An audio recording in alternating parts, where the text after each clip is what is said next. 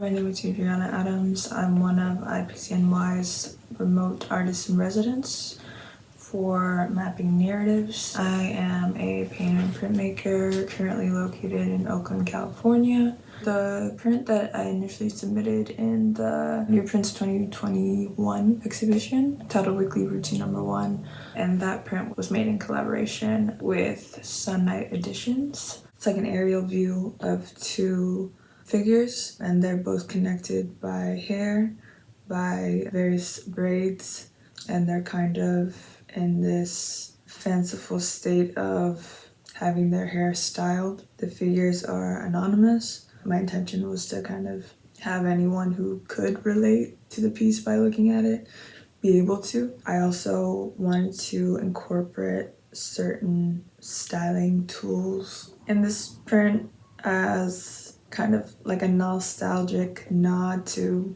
90s, early 2000s, the culture of that. When creating this print, I was at a particular point of feeling isolated, even prior to isolation. I was ruminating on connecting with myself, on connecting with community, on connecting with my own history and ancestral traditions of styling hair as a means of expression, as a means of connecting with others, and kind of forming a language, a visual language in your community. And with the diaspora, kind of the transformation and the reclaiming of Black hair. Yeah, I think with my print, I wanted to just pay homage to the inherent beauty that exists with Black hair and that is often erased or put into casts.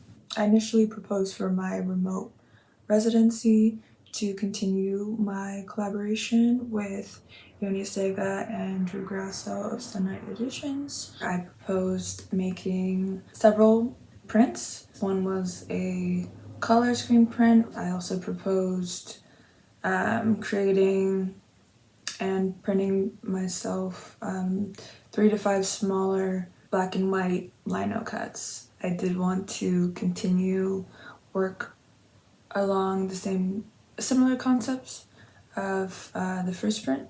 My process for the 3 smaller relief prints and the one that's slightly larger was to talk to a few friends and ask them a couple questions regarding memories, and in this case, flowers. Being a florist, flowers hold a lot of significance. So I was curious what flowers were significant to them and why.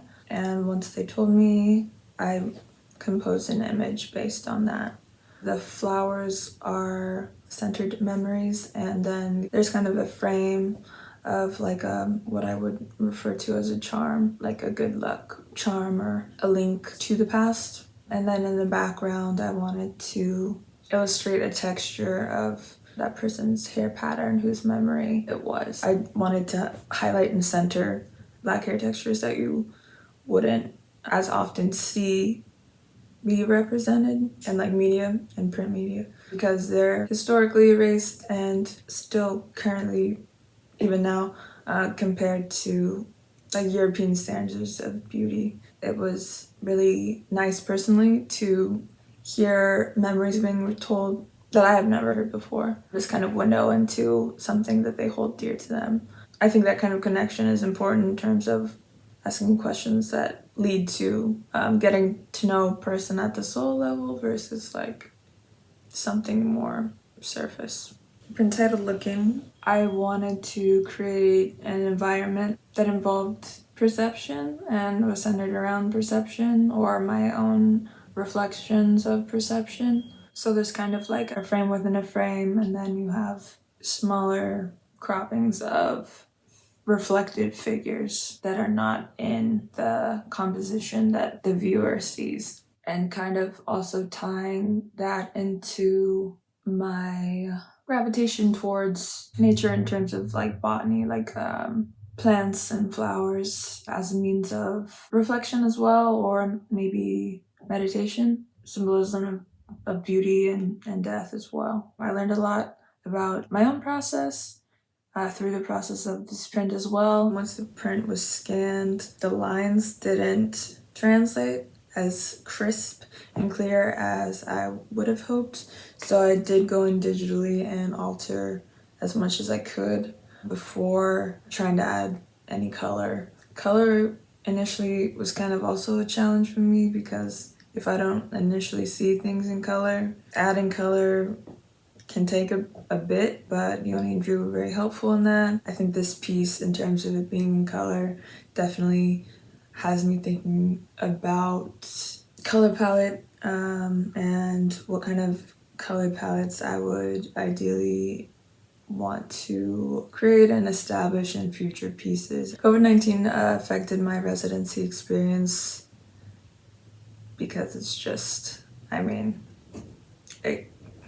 it's continued to affect me during this whole pandemic. I think this residency, on the flip side, provided a sort of, I wouldn't say escape, but a little bit of a break from that initially. A way to provide some clarity or focus, potential clarity and focus with this project, but also give me an opportunity to collaborate and with that collaboration, getting back into studio, having studio access and being able to print on a press myself. It's been several years since I have done so. I'm looking forward to experimenting again or with kind of challenging any current methods and ideas that I have